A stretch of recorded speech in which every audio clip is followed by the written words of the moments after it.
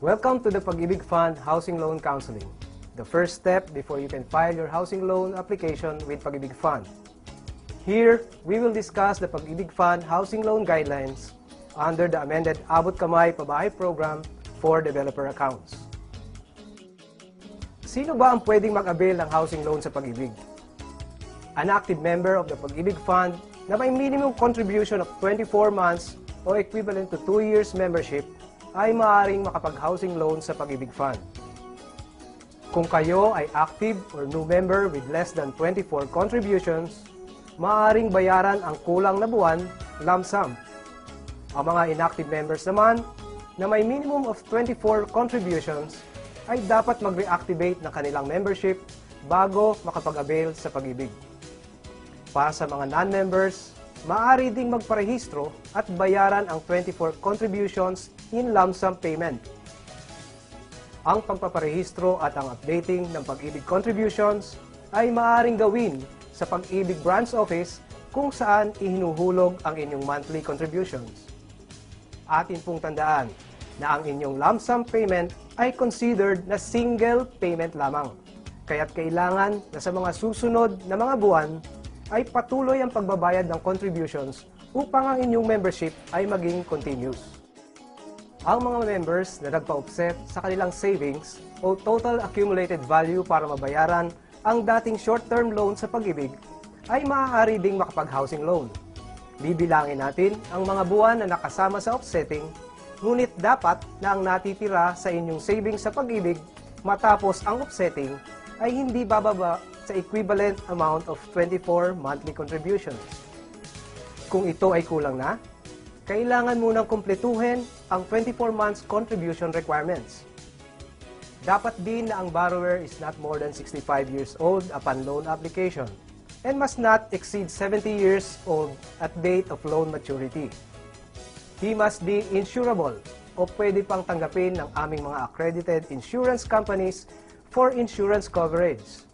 Ang ibig sabihin, dapat na kayo ay nasa maayos na kalusugan o walang matinding karamdaman. Kailangan na ang borrower ay may legal capacity to acquire or encumber real property. He or she must be at least 18 years of age. The borrower must pass background and credit checks to be conducted by Pag-ibig or the developer. The borrower must not have an outstanding Pag-ibig housing loan either as principal or co-borrower. Kung mayroon pong existing housing loan, kailangan fully paid muna ang unang housing loan bago makapag-avail ng second loan. Dapat ay hindi nagkaroon ng housing loan sa Pag-ibig na na-foreclosed, canceled, bought back o naging subject ng dasyon and pago o siyang tinatawag na voluntary surrender of property. And lastly, the borrower must have no outstanding MPL or calamity loan in arrears. Kung sakali naman na hindi updated o in arrears ang inyong multipurpose loan or calamity loan, ay kailangan lamang na i-update ninyo ito bago kayo makapag-housing loan. This information shall appear in your Membership Status Verification Slip or MSBS. Ang MSBS is one of our bases in evaluating eligibility and in determining loan entitlement. Magkano ang maaari ninyong mautang sa Pag-ibig o ang inyong magiging loanable amount? The maximum loanable amount for a Pag-ibig housing loan is 3 million pesos. We shall evaluate your loan value based on the lowest of the following: actual need, loan entitlement, capacity to pay, and the loan to collateral ratio. When we say actual need, ito ang loan amount na isinusulat ninyo sa inyong application form o ang selling price of the property being purchased. Ang loan entitlement naman will be based on your monthly contributions. May corresponding contribution rates ang bawat loan amount. Kung gusto ninyong mas mataas na loanable amount, kailangan ninyong magpa-upgrade ng inyong monthly contributions. Narito po.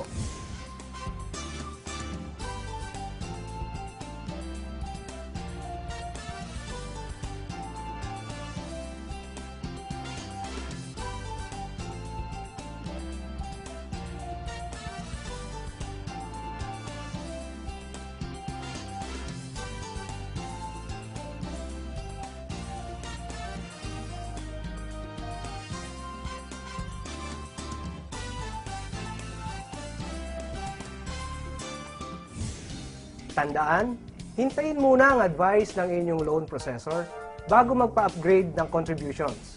Sa mga Window 2 accounts, magpapa-upgrade lamang kayo matapos ma-release ang inyong Notice of Loan Approval. At para naman sa Window 1 accounts, ang upgrading ay gagawin matapos ang loan takeout. Ang Window 1 ay ang mga developer accounts na covered ng buyback guarantee. Samantalang ang Window 2 accounts ay yung mga developers na walang buyback guarantee.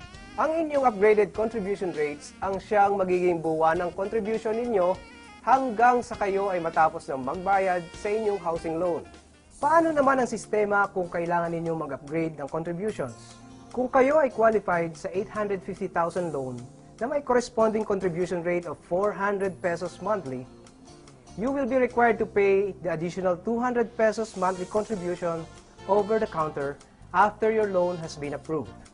At kapag ang inyong loan proceeds ay nai-release na ng Pag-ibig, ang mga susunod na additional 200 peso monthly contributions ay isasama na sa inyong monthly amortization. Samantala, ang inyong original na contribution na 200 pesos ay patuloy pa rin through salary deduction.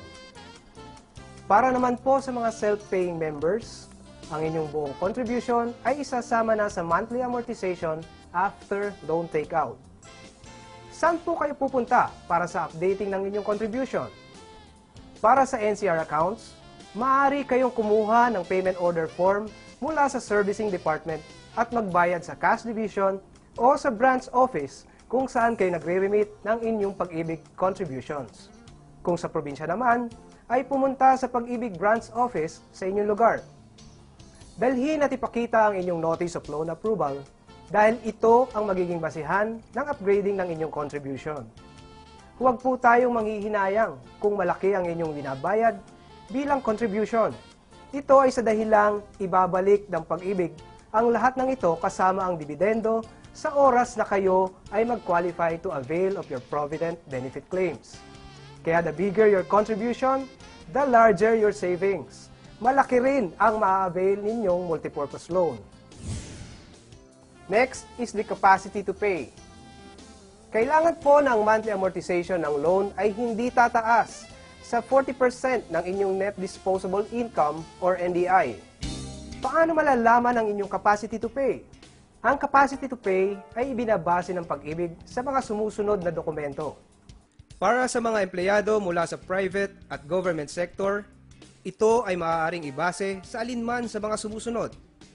Notarized Certificate of Employment and Compensation using the Pag-ibig format, Notarized Certificate of Employment and Compensation using the employer's format na may kasamang latest 1-month payslip, o sa inyong income tax return o BIR form number 2316 na may kasamang latest 1-month payslip.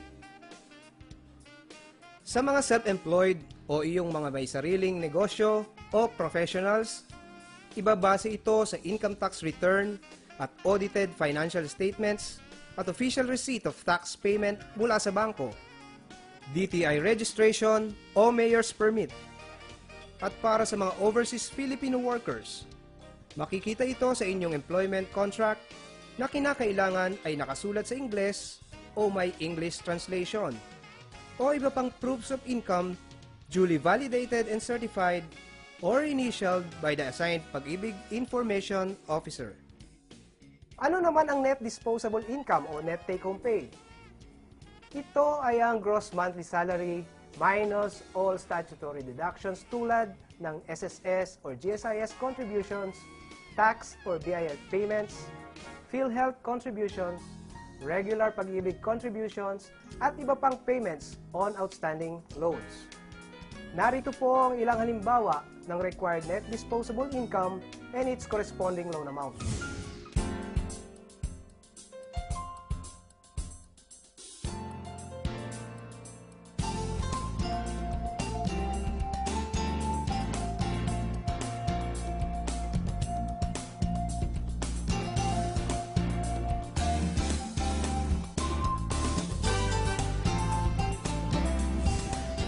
Kung hindi aabot ang iyong NDI sa halaga na kinakailangan, ay maaaring gamitin ang combined or aggregate family income.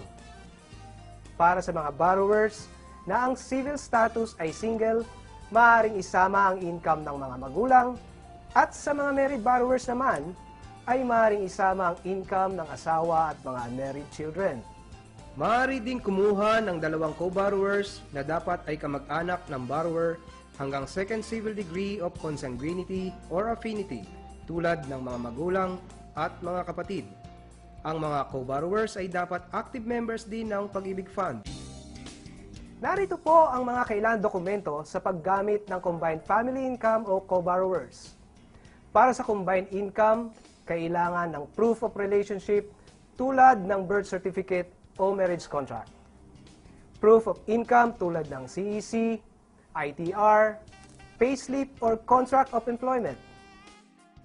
At para sa magiging co-borrowers, ang mga eligibility requirements ay tulad sa regular housing loan borrowers. No existing housing loan, must attend loan counseling session, has a minimum of 24 monthly contributions, an active member upon loan application, must pass the credit check either by Pag-ibig or the developer, has no history of housing loan that has